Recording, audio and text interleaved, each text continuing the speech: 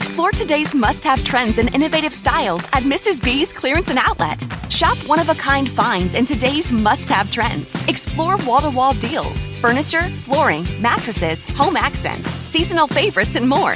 Discover unique new home decor, pillows, accessories, and more. There's something perfect for your style and budget. There's new inventory every day at up to 80% off suggested retail. Discover the style and savings of Mrs. B's Clearance and Outlet.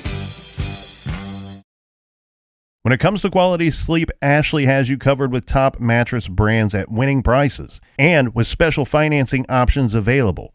You can snooze now and pay later. Plus, your mattress purchase helps give the gift of better sleep to children in need and U.S. Special Operations Forces. Visit your local Ashley store or shop online today and make every snooze count. Financing is subject to credit approval. See store or ashley.com for details.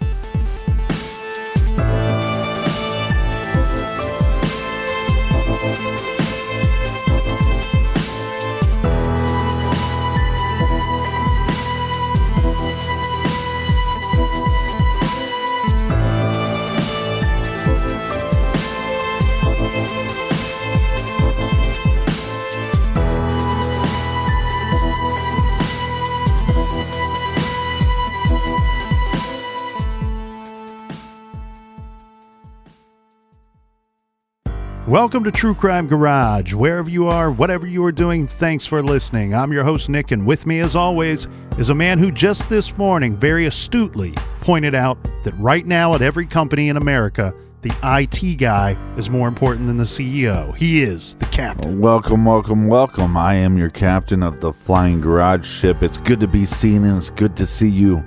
Thanks for listening. Thanks for telling a friend.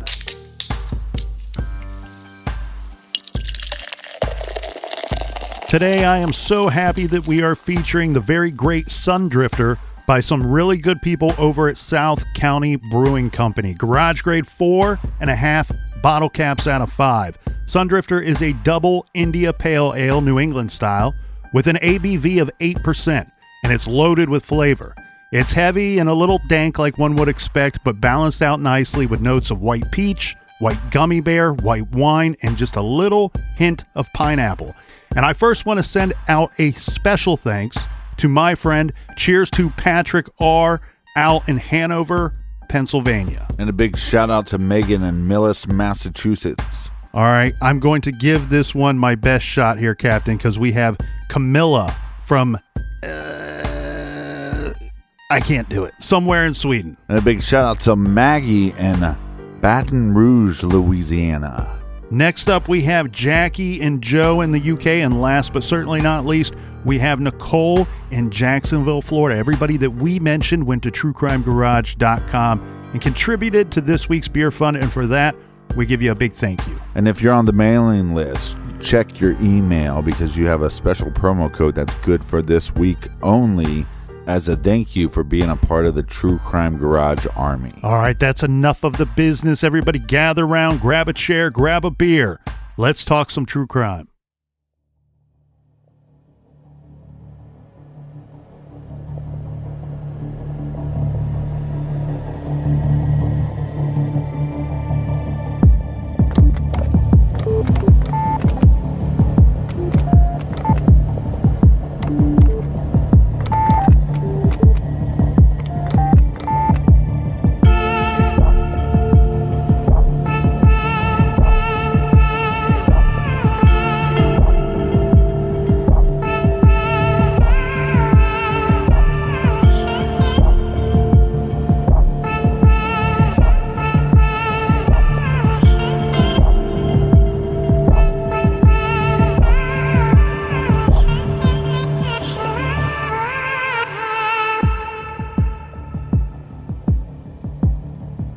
September 8th, 1983.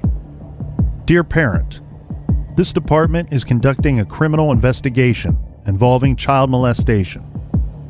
Ray Buckey, an employee of Virginia McMartin's Pre-School, was arrested September 7th, 1983 by this department. The following procedure is obviously an unpleasant one, but to protect the rights of your children, as well as the rights of the accused, this inquiry is necessary for a complete investigation. Records indicate that your child has been or is currently a student at the preschool. We are asking your assistance in continuing this investigation. Please question your child to see if he or she has been a witness to any crime, or if he or she has been a victim. Our investigation indicates that possible criminal acts include oral sex, fondling of genitals, buttocks or chest area, and sodomy, possibly committed under the pretense of taking the child's temperature. Also, photos may have been taken of children without their clothing. Any information from your child regarding having ever observed Ray Buckey to leave a classroom alone with a child during any nap period, or if they have ever observed Ray Buckey tie up a child, is important. Please complete the enclosed information form and return it to this department in the enclosed stamped return envelope as soon as possible. We will contact you if circumstances dictate same. We ask you to please keep this investigation strictly confidential because of the nature of the charges and the highly emotional effect it will have on our community. Please do not discuss this investigation with anyone outside your immediate family.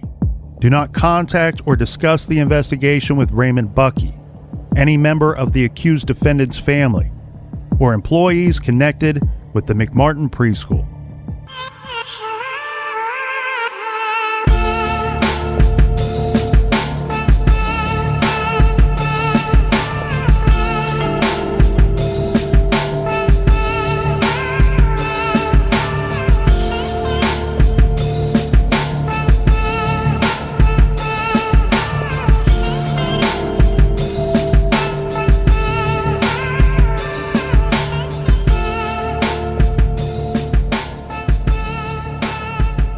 On August 12, 1983, Judy Johnson called police, reporting that her 2-year-old son, who was attending the McMartin Preschool, was being molested at the school by 25-year-old Ray Buckey. Ray's mother is Peggy McMartin Buckey, and his grandmother is Virginia McMartin. Ray's grandmother is the founder and owner of the preschool. The Buckey family runs and operates this preschool. The detective that caught the case, she would start her investigation by interviewing a baker's dozen. This included Johnson's son and 12 parents that Johnson passed along their information to the detective. Okay, Captain, so this is serious allegations, obviously, alleged despicable acts committed, and your victim is very young, roughly just 2.5 years of age. The boy's mother is making the report to the police, but obviously she was not there when the crimes or alleged crimes were committed. Right. This type of predator is actually more dangerous because if these allegations are true, these individuals are around children all day long. Yes. Many, many potential victims at the ready for this offender. So the investigation starts off like this. First, the little boy is unable to pick Ray Buckey out of school photos when talking with the police. A medical examination of the boy showed no signs of sexual abuse and really failed to produce any evidence at all regarding sexual abuse, but we all know that there is not always signs nor evidence present. The other parents interviewed, the first 12, basically all said that they had no reason to suspect that anything nefarious was going on at the school at all. And I'm actually wondering here, Captain, if some of these parents out of this first 12, if they even knew Ray Buckey or probably didn't know Ray Buckey or who he was. Well, this was a prestigious preschool. A lot of these parents wanted their kids to be going there. I don't think it was as easy as just signing up and getting your kid in the McMartin Preschool. Yeah, and a little side note here regarding Judy Johnson's son. She just dropped him off at the school one day.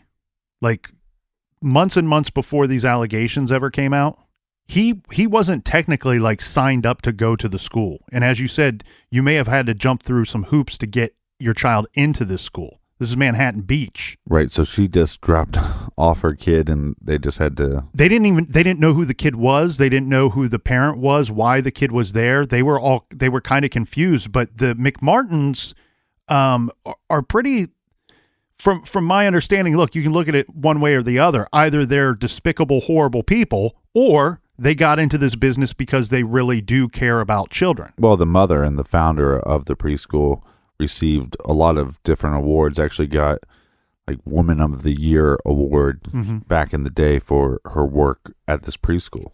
So they didn't like kick the kid out. They just accepted him at the school and put him into the system, right? And once they figured out who the mom was, he just became a student. But his first day at the school, from my understanding, she just dropped him off and didn't speak to anybody.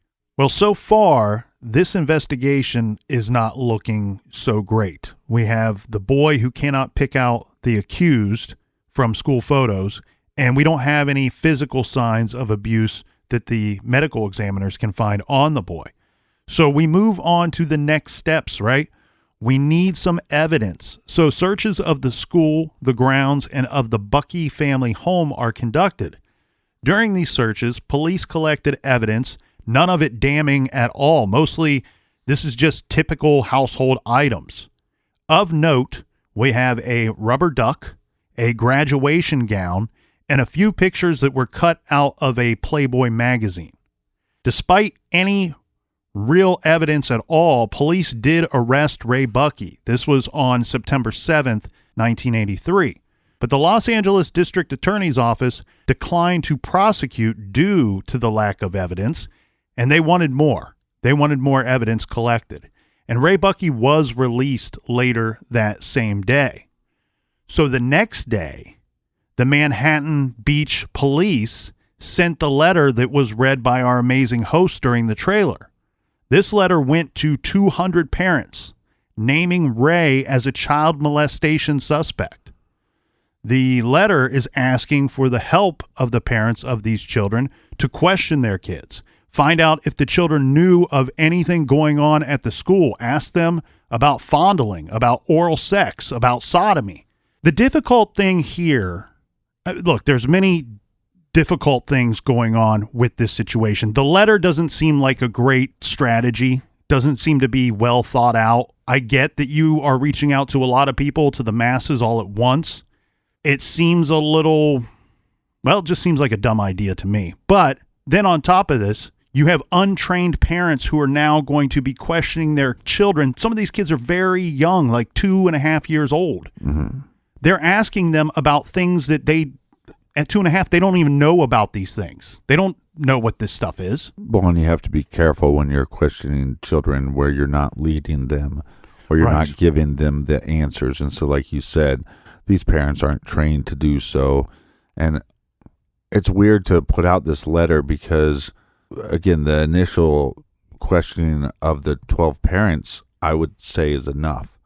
Because just because there's maybe some smoke or we have an allegation doesn't mean there's fire. And you go and raid this individual's home, you find nothing.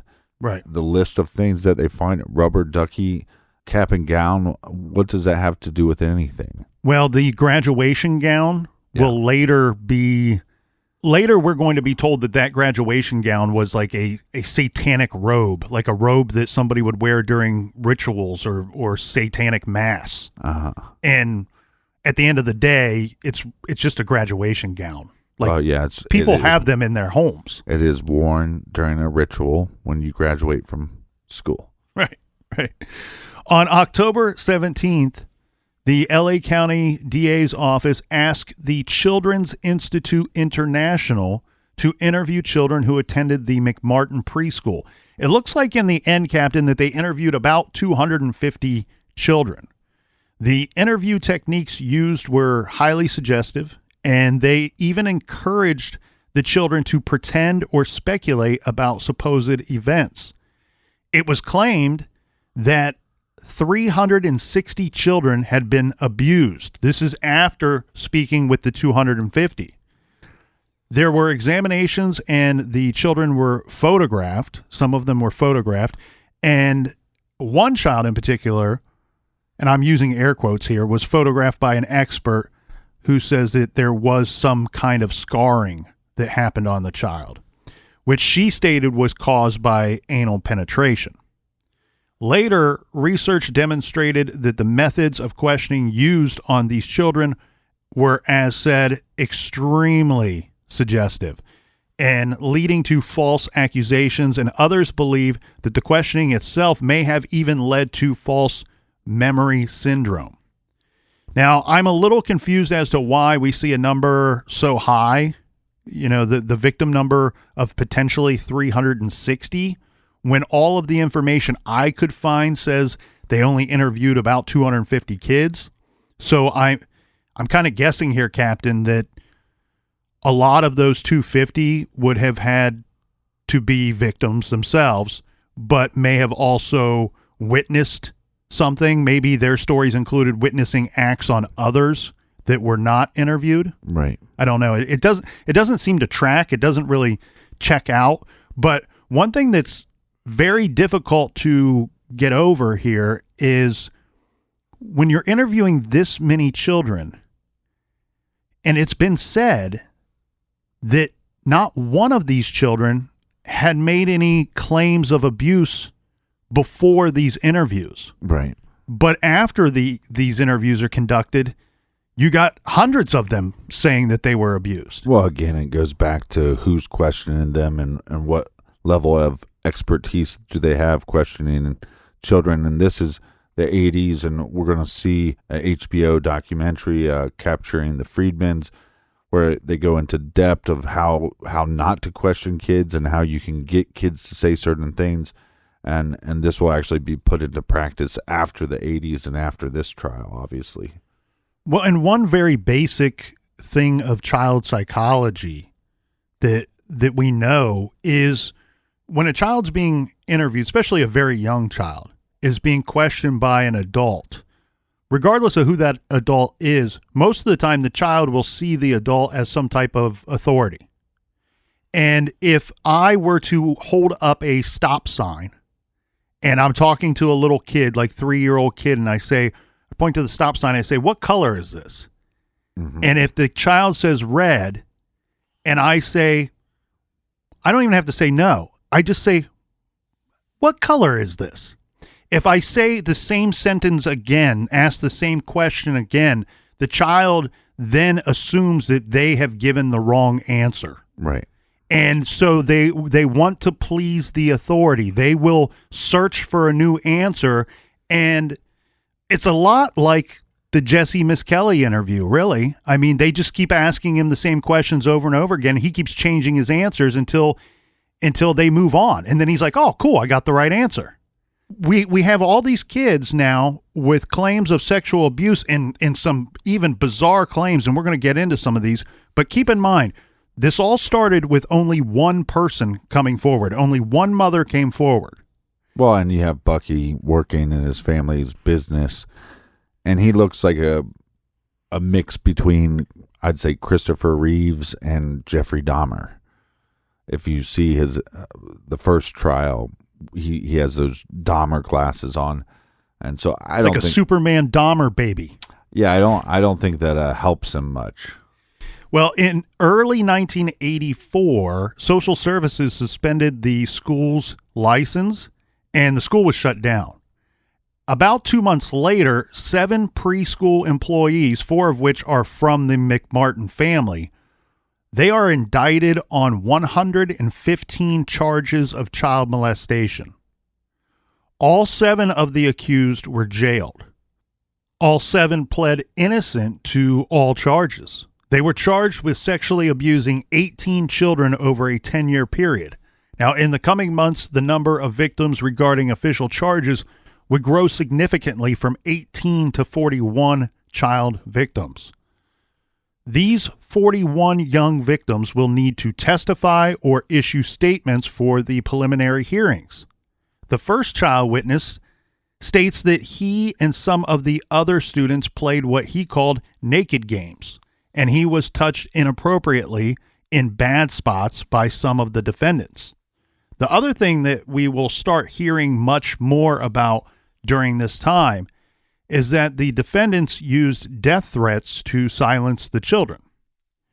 On June 6th, this was the start of an 18-month preliminary hearing of the alleged 41 child victims. Only 13 of them would take the stand. But then, in a stunning turn of events, the mother who made the first accusations against Ray Buckey, remember this is Judy Johnson, she dies. She was found dead at her home on December 19th, 1985, at the young age of 44. She died from a liver ailment commonly found in alcoholics. Well, it's even more weird than that because she was actually supposed to testify the day that they found her, because she actually called the judge and said, "Hey, I don't want to testify." Mm-hmm.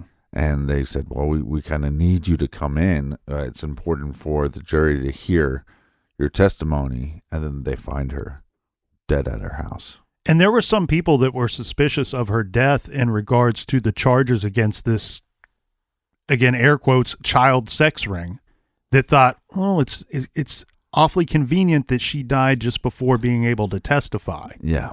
So this next part, this is straight from the Wikipedia page on the case because they had this summarized just so perfectly that I wanted to include it. The page says, some of the accusations were described as bizarre. You can say that again, and we're going to get into that. Some of the accusations included satanic ritual abuse. So some of the kids said not only were they sexually abused, but they witnessed flying witches. Some of the kids said they traveled in a hot air balloon, and some were taken through tunnels that were located beneath the school. In one photo lineup, one child identified actor Chuck Norris as one of the abusers.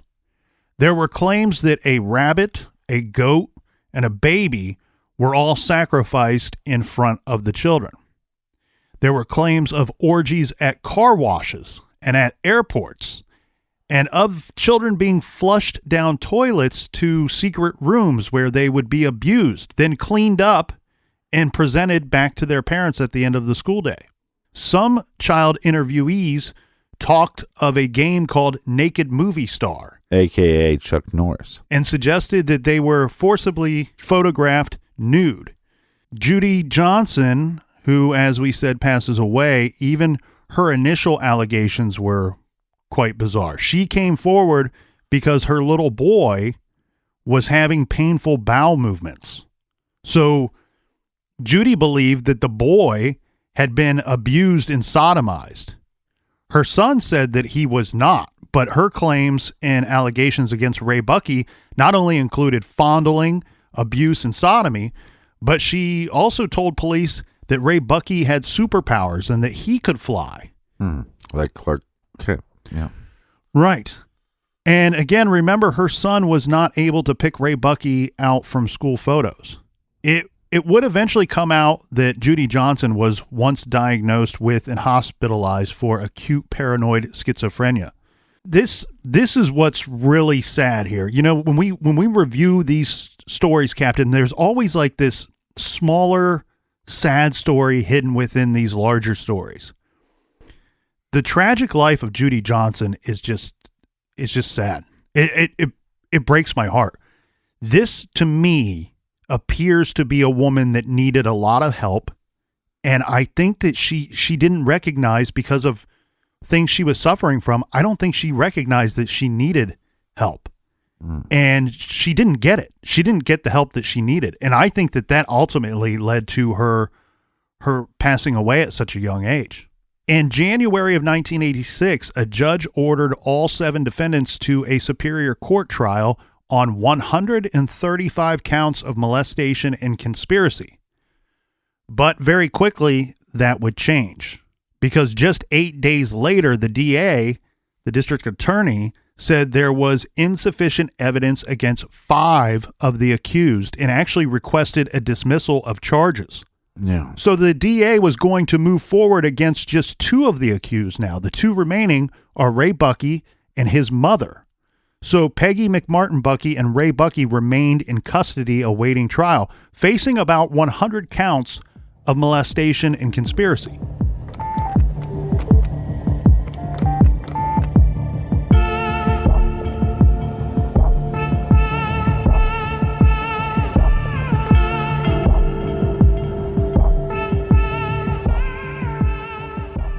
With all of the uncertainty in the world, feeling safe at home has never been more important, which is why I want to talk to you about Simply Safe Home Security.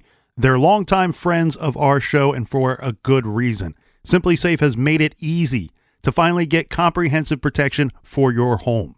There is no technician or salesperson that needs to come and disrupt your house. You don't need to pay any outrageous monthly fees or sign a 2-year contract. Just order online and set it up yourself in under an hour. Your home is protected 24/7 with emergency dispatch for break-ins, fire, and more, all for just 50 cents a day. And we're not the only fans of Simply Safe. U.S. News and World Reports named Simply Safe Best Overall Home Security of 2020. Head to simplysafe.com/garage and you'll get free shipping and a 60-day money-back guarantee. That's simplysafe.com/garage to make sure they know our show sent you. From Simply Safe and all of us here, wishing you safety and good health.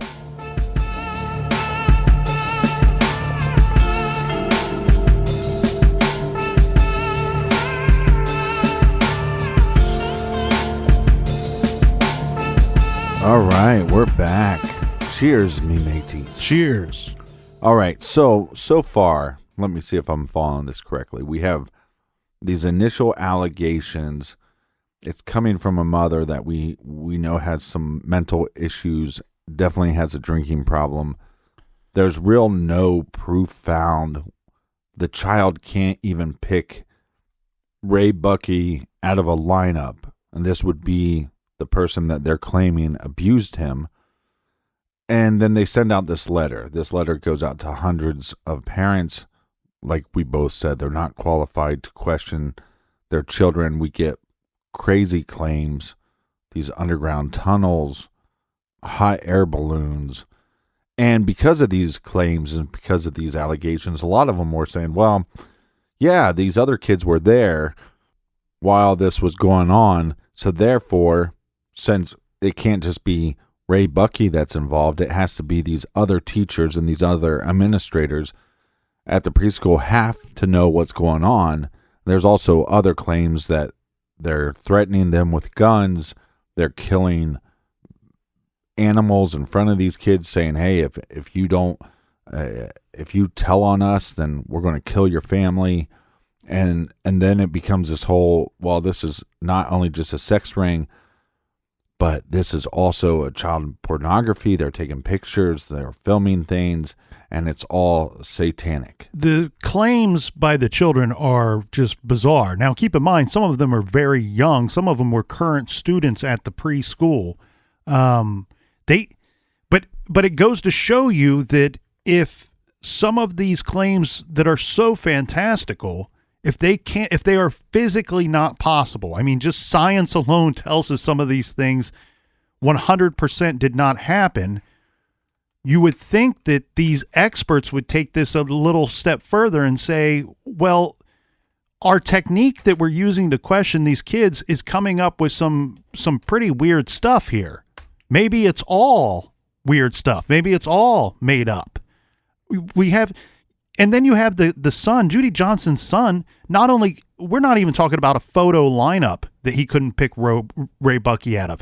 He couldn't pick Ray Buckey out of school photos. They were showing the child's school photos. And like just some of these claims, the initial claim, like we said, Judy Johnson's claim that Ray Buckey could fly. We know Ray Buckey cannot fly.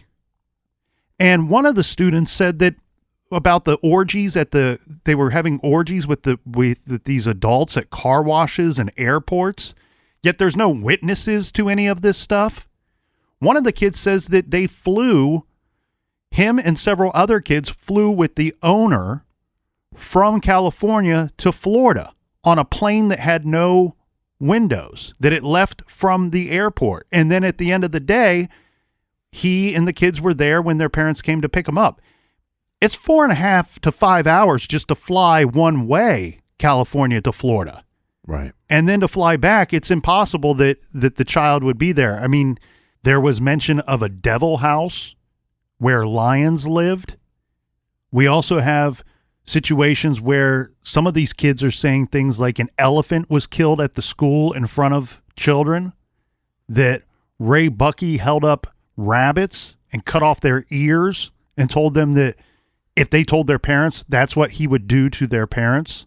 Yeah, and they did a search of the school to see if there would, digging stuff up to see if there was remains of animals found. Which correct. There were none. There was some claims where some of the kids talked about being taken off of the school and going to houses. The weird thing is some of those houses actually existed. Mm-hmm. But again, how are they questioned? And then one of the main reporters at the time that kept reporting about this on air, which that's another thing. We have all these claims, and because it made good TV, they'd make all these claims public. And then you have Key McFarland, which was this social worker that would interview the children using puppets. And they had tons of footage of this. And everybody thought this was the nail in the coffin. This is the smoking gun. And the defense attorneys said, okay, we want to see it. And the prosecution did not want them to see this. And from defense attorney's mouth, which obviously they have an agenda, but they say you can watch these films and you can watch these interviews, and it proves that nothing happened. Right.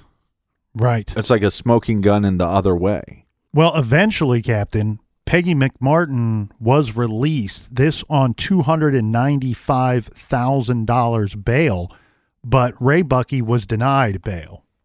Remember, this whole thing started back in 1983. In our timeline now, we are at January of 1986, but it won't be until April 20th of 1987 that the court begins jury selection. So you have the right to a speedy trial, but you just might not get one.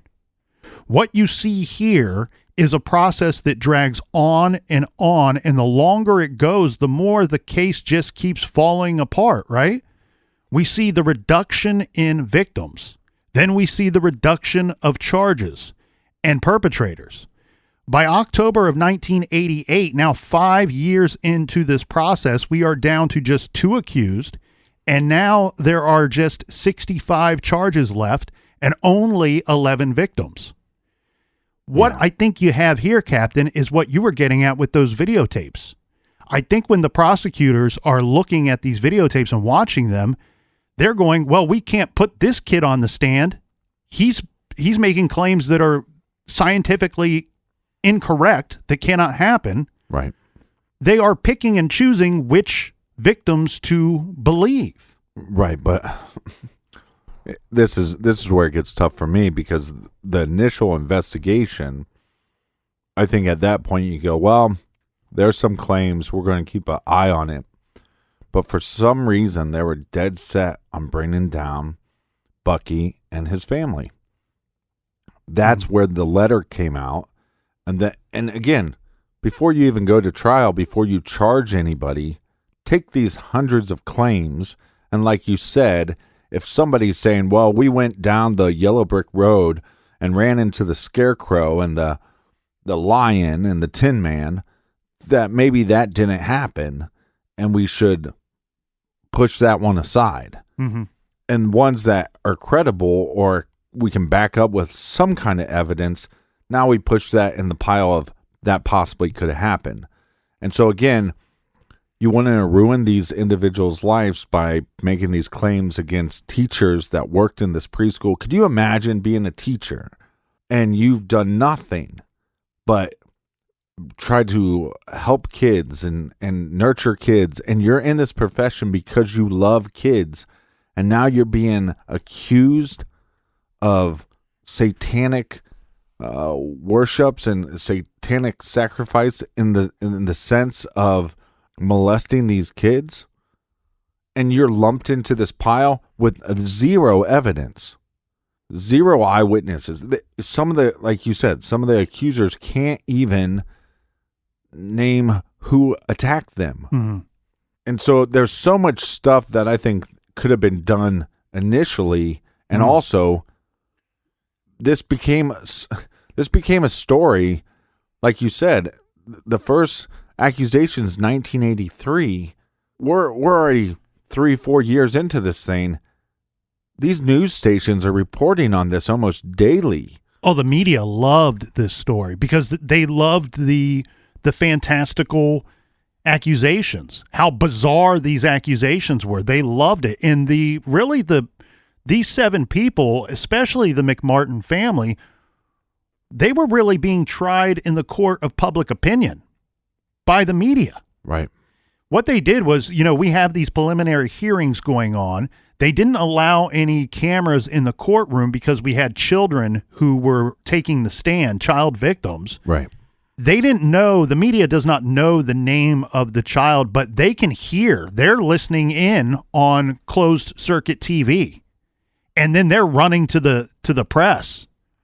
They're running to the camera with each one of these crazy, fantastical accusations. And like I said, Key McFarland, which is a social worker, but she was dating on-air personality. Right. That's a conflict. Who was covering the trial. Right. That's a conflict of interest right there. And I try to take a step back and think, if I'm a detective and I hear these claims, the initial claim, well, I want to get this bastard, right? Mm-hmm. I don't want anybody to hurt any child. I don't want anybody to rape a child and to have them be messed up for the rest of their lives. And like we've seen time and time again, kids that are abused can become abusers, right? It's a cycle of abuse. Right. And it's not I think way back in the day, I said it was a high percentage. It's not a high percentage. It's not a high percentage that you'd be abused and then you become an abuser. But it's enough that it's, like you said, it creates this vicious cycle. So this is something, as a detective, as a parent, as anybody, that you would go, we need to stop this. We need to get to the bottom of this. But once you keep running into brick walls, and just like the tunnels, I mean, you start digging up, you start trying to find, before they dug up anything, the rooms that these kids kept on claiming, oh, that's the room, and we went into a tunnel. Well, there were initial checks that they could do to find out there's no tunnel here. Right. So at some point, these claims that you are giving some credence to, once you realize that it's false, and it's okay, and you can go, okay, well, we messed up because we questioned these kids wrong. But you know what? These kids will forget about that. The kids will forget about making false claims pretty quickly once this all goes away. But in the process, you ruin the school that everybody said was a prestigious preschool to go to, winning awards, protecting children, safe environment, and because some initial claims, and you didn't even do a background check on the people that are making the claims, you ruined so many people's lives. Yeah, I mean, they shut down the McMartin's family business, and the McMartin family lost everything during the course of all this thing. They spent all their money on their defense. In February of 1989, Ray Buckey is finally released from jail, this on $1.5 million bond, and after he has been in jail for about 5 years. He's been in jail for 5 years. Yes, he's being charged with something, but can you imagine being in jail for 5 years and you've actually not been convicted of anything yet? You're still in the trial process. Right. Well, but look, it's supposed to be innocent until proven guilty. So if he's innocent until proven guilty, he should be out. Yeah, they waived for no release for Buckey because of the supposed death threats against possible witnesses. Right. But see, here we are, 1989. Once again, all the charges are again reduced, this time down to 52 counts. So you can even see the prosecution isn't very happy with their case. because this thing just keeps getting reduced and reduced and reduced. During the trial, both of the defendants did take the stand. This is pretty much the two biggest parts or highlights, if you will, of the trial. A lot of times defendants don't take the stand. So this was of interest to the media. And both of them, in what is a trial that truly all of America is watching, both defendants, of course, strongly denied ever abusing any students or any child ever at all. Right. During the trial, some of the children's testimony stated that the naked movie star game was actually a rhyming taunt used to tease other children. This was something that the kids made up, and then it turned into this whole weird sex ring thing. They're saying, the kids said, this rhyming taunt went like this: what you say is what you are, you're a naked movie star. You know how kids come up with dumb little rhymes to say. And so this had actually nothing to do with anything, having naked pictures taken of the kids at all. One of the big things in this trial is when they had 3 doctors that were taking evidence. You know, they're examining these kids. They're taking photos. They're documenting everything because they wanted to be able to say, look, these are the claims I'm making, and these are the reasons I'm making these claims. And a lot of them talked about, well, because of this abuse that you can see on the genitals and on different areas, that you could see scars or scar tissue, and they had all 3, which was a great move by the defense team. Separately, they said, okay, can you point out the area? And they had all 3 experts, and all 3 of them pointed out different areas. Yeah. So none of them matched at all. When I initially heard some of these claims, the parents questioning, we know that that's probably not right. We know they're not qualified to question their kids.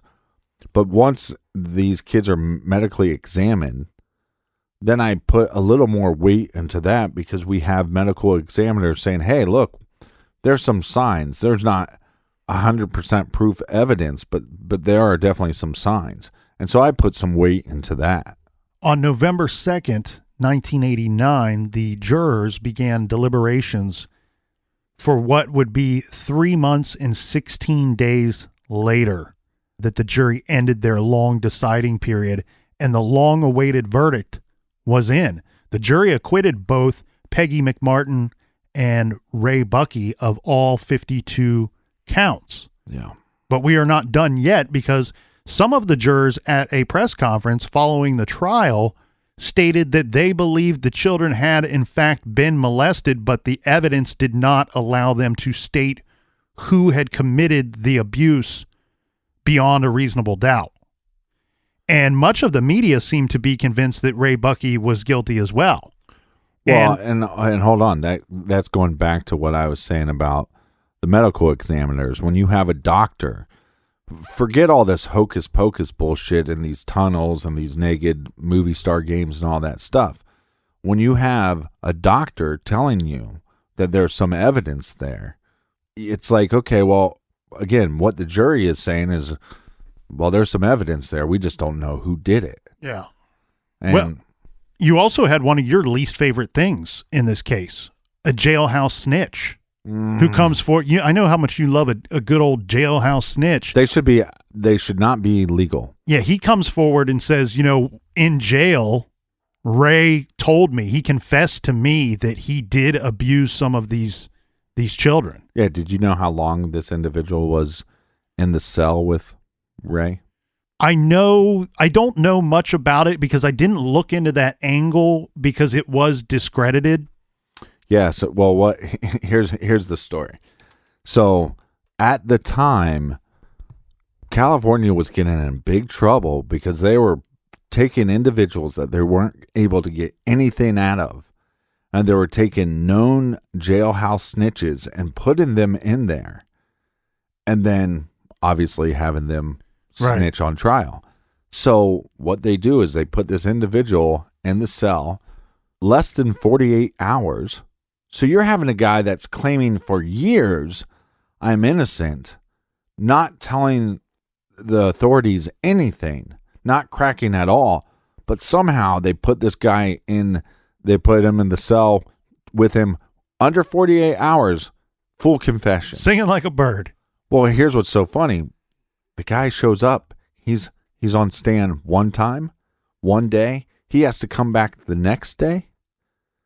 Mm-hmm. But he never showed up. So they arrested him. So the first day, they got this jailhouse snitch, and they got him all dressed up, and they got him in a suit, and they got him playing the game, right? Combed hair and everything. Doesn't show up the next day, and they find him. They have to arrest him. So now it's the second day of him talking about how he got a confession out of Ray, and he doesn't have a suit on, and he's covered in tattoos, and his hair's not done. And by the way, there's 2 sheriffs on each side of him as he's testifying. Yeah. Now, it didn't go well for the prosecution, but these jailhouse snitches it's stupid. There's so many of them that have been false that it's like it should be illegal. Mm-hmm. Mm-hmm. The thing here, though, Captain, we have Ray Buckey, who is actually going to be retried later, this time on just 6 counts. But this trial resulted in a hung jury. The prosecution... But hold on, this is 2 years, roughly 2 years after the first trial? What I have here is that the second trial lasted from May 7th, 1990 to July 27th, 1990. Yeah. This resulted in a hung jury. The prosecution then gave up trying to obtain any type of conviction in the case. The case was closed with all charges against Ray Buckey dismissed. In the end, Ray Buckey was jailed for 5 years without ever being convicted of committing any crime at all. Yeah, there should be a lawsuit there. In the end, too, the trial lasted 7 years and cost $15 million. At the time, it was, and this still may be the case today, it was the longest and most expensive criminal case in the history of the United States legal system.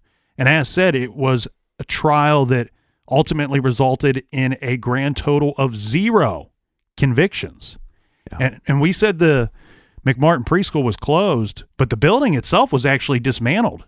And guess what? There were no tunnels under the school. The secret tunnels under the school where much of the alleged abuse supposedly took place. They didn't even exist. Well, they did bring in an archaeologist to do some digs. Indiana Jones. And he claims he found tunnels, but a bunch of the reporters that followed his investigation was, yeah, he found tunnels once he dug the tunnels.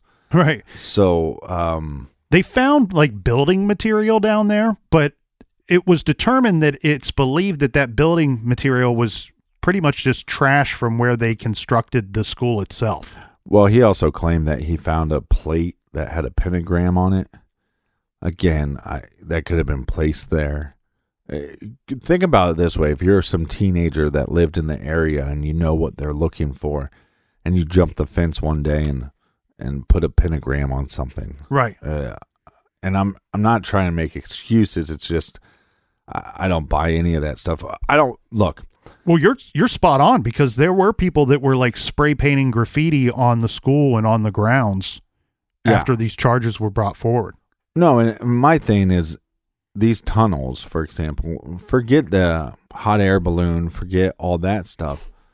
When these kids talk about these tunnels or these secret rooms, don't you think the police and the detectives and the prosecutors want to find that? Right.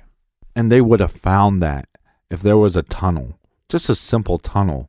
They would have found that. And to me, you find that, well, there's your smoking gun. Because for a kid to say, oh yeah, we were molested in this tunnel and we're put in this secret room. If you find that secret room and that tunnel, and you have hundreds of parents that let their kids go there that never heard about this room or the secret spot, to me, would be a smoking gun. But this whole scenario is strange because, we have to take allegations of sexual assault, rape, anything like that, we have to take it very serious. Yes. And so on some level, I go, I can't fault these detectives because they wanted to find something, but they did it in such a way that I think you would have found anything. If they would have questioned, if they would have sent out a note to 200 and some parents and said, look, there was a murder that took place, and we're trying to see if any of your kids saw it, I think we'd get back a percentage of kids that were like, oh yeah, I saw Ray murder somebody. You know what I mean? Mm-hmm. I think you would have got that back anyways because the age of the kid. You're talking about an age range of 3 to 5, 6. This is prime time for kids to make up stories. Mm-hmm. I know that one of the doctors that they've used, the way that she has documented cases and child abuse, that has become, she's really helped create some of the standards on how we document this stuff. So I'm not saying that she was right, but if she was so wrong, why would we adapt anything that she did in this trial that we didn't get a conviction to modern day practice?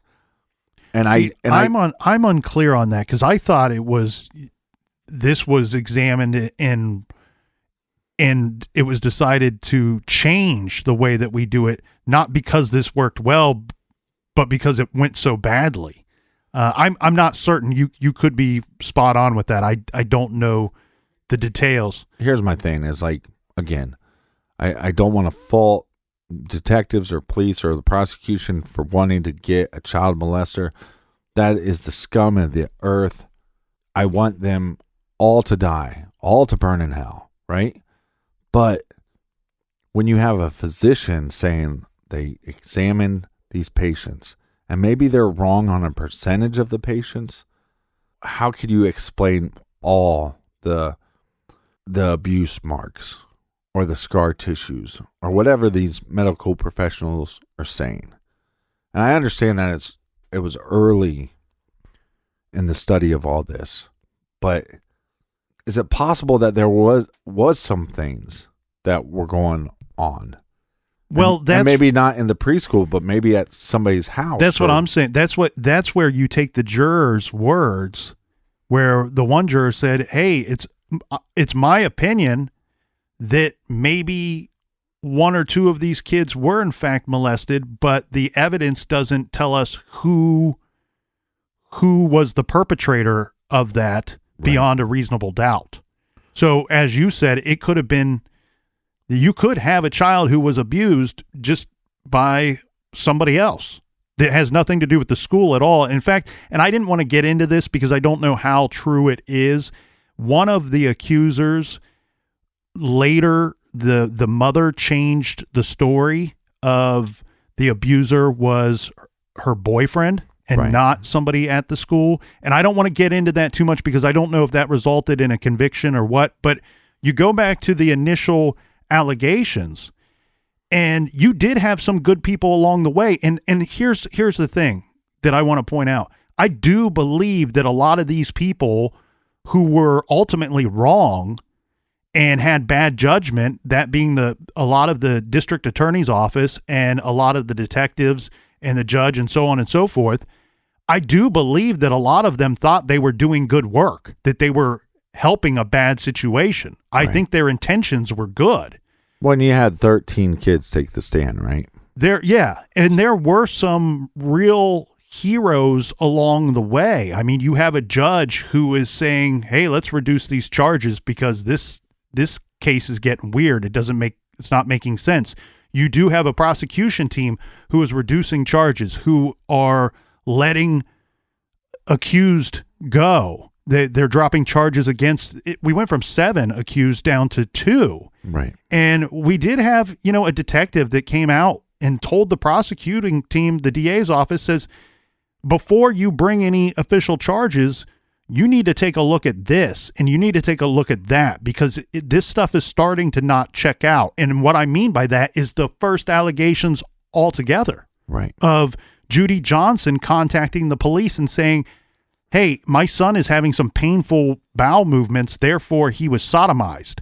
Well, when you dig a little deeper, you figure out that she not only accused Ray Buckey, 25-year-old Ray Buckey of the preschool, as being one of the abusers, but she also accused her estranged husband as having sexually abused the boy. Right.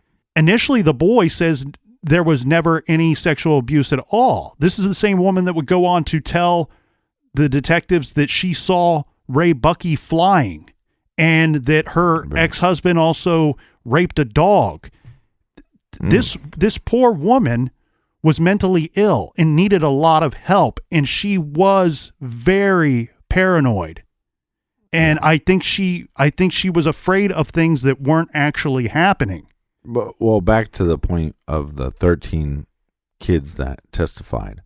Some of those have come forward now and said, hey, I don't think any of that stuff happened that I testified to. Yeah, I saw at least 2 of them that as adults came forward and said, I made the whole thing up because of the direction of the doctors and my parents. Right. But we have other victims that have stated that, no, what I said then was true, and I still stand by that. And that's where you wonder if we have that false memory syndrome that we were talking about earlier. As quoted in the San Francisco Examiner, who, like several other publications, had some great coverage on the case, and the Examiner was much less biased than most of the papers at the time, but the quotes that I wanted to read are the first one is from Peggy McMartin Buckey, one of the accused. She said, I've gone through hell and now we've lost everything. And that statement could not be more true. One of the jurors was quoted as saying, I believe the children believed what they were saying was true. I could not tell if the children were telling what actually happened to them or if they were repeating what their parents told them. And we talked a bit about the bias of the media. Well, the LA Times, in a 1990 article by David Shaw, who was a Pulitzer Prize winning media critic for the LA Times, whose deeply reported series were often tough on his own newspaper. But in regards to the media's coverage of the McMartin trials, he posed a very simple question. Where was the skepticism in the media, citing packed journalism and hysteria that marked the early coverage of the McMartin case? From the article, which is just a fantastic read, anyone can find it, just Google McMartin trial LA Times. Shaw wrote, media feeding frenzies have become almost commonplace in recent years, but in McMartin, the media seemed especially zealous, in large part because of the monstrous, bizarre, and seemingly incredible nature of the original accusations. More than most big stories, McMartin at times exposed basic flaws in the way the contemporary news organizations functioned: packed journalism, laziness, superficiality, cozy relationships with prosecutors, a competitive zeal that sends reporters off in a frantic search to be the first with the latest shocking allegation. Responsible journalism be damned. A tradition that often discourages reporters from raising key questions if they aren't first brought up by the principals in the story. Now, Captain, I had to rewatch it because I actually watched it when I was much younger, was the HBO movie Indictment, the McMartin trial. With James Wood. The great James Woods. So this came out in 1995, and it also has one of my favorites. Oliver Stone was one of the producers. And Indictment actually won a couple of awards. It won 2 Primetime Emmys and 2 Golden Globes. And according to Wikipedia, the film is cited as a watershed in the shift of ideas about satanic ritual abuse, recasting Ray Buckey as a victim of hysterical conspiracy rather than a child abuser. Well, again, in this case, to me, it still leaves questions. As much as we go, a lot of these claims were, claims of fantasy, really, and hot air balloons and secret tunnels and these devil worshipping games.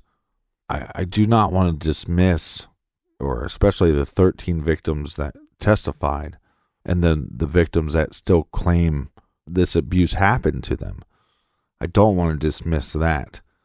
But it's one of those cases where it's like you can't believe it on either end. Like, okay, we get this initial claim and then we send out letters to hundreds of people. What do you think you're going to get back? At the end of the day, you have this good school that was closed. You have teachers that their career was ruined. You have kids that possibly have false memories.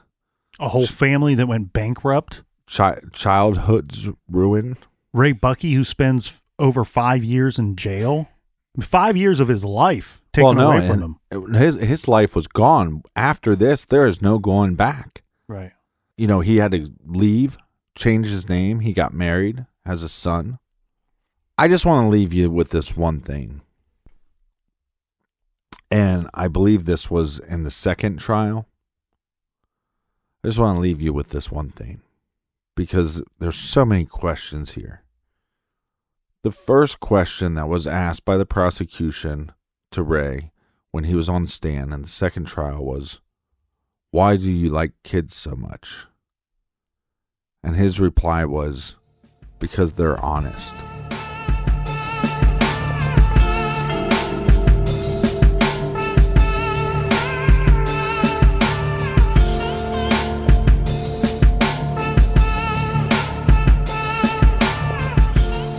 With all the uncertainty in the world, now is the time to protect your home with Simply Safe. There's no technician, no salesperson that needs to come to your home. Just order online and set it up yourself. You don't need to pay any outrageous monthly fees or sign up for a 2-year contract. Your home is protected 24/7 with emergency dispatch, all for just 50 cents a day. Head to simplysafe.com/garage and get free shipping and a 60-day money-back guarantee at simplysafe.com/garage. Protect you, protect your family at simplysafe.com/garage. And here's a little recommended reading. This week we are recommending Star Spangled Scandal, Sex, Murder, and the Trial That Changed America. One day, an anonymous note sets into motion a tragic course of events that culminates in a shocking murder. This true story sparked a national debate on madness, honor, virtue, fidelity, and the rule of law. Check out Star Spangled Scandal, and as always, for everything true crime, check out truecrimegarage.com. Yeah, and we know everybody's world is upside down, so we want to thank you for joining us again in the garage. And until next week, be good, be kind, and don't litter.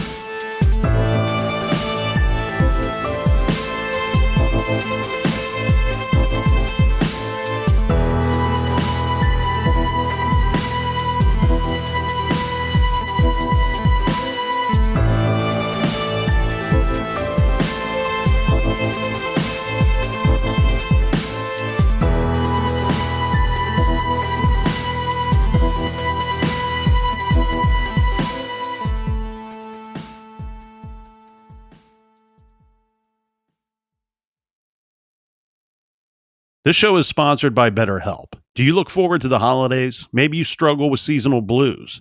This time of year can be a lot, and it's natural to feel some sadness or even anxiety about it. But adding something new and positive to your life can counteract some of those feelings. Therapy can be a bright spot, something to look forward to make you feel grounded, and to give you the tools to manage everything going on.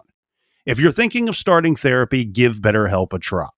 It's entirely online, designed to be convenient, flexible, and suited to your schedule. Just fill out a brief questionnaire to get matched with a licensed therapist and switch therapists at any time for no additional charge. Find your bright spot this season with BetterHelp.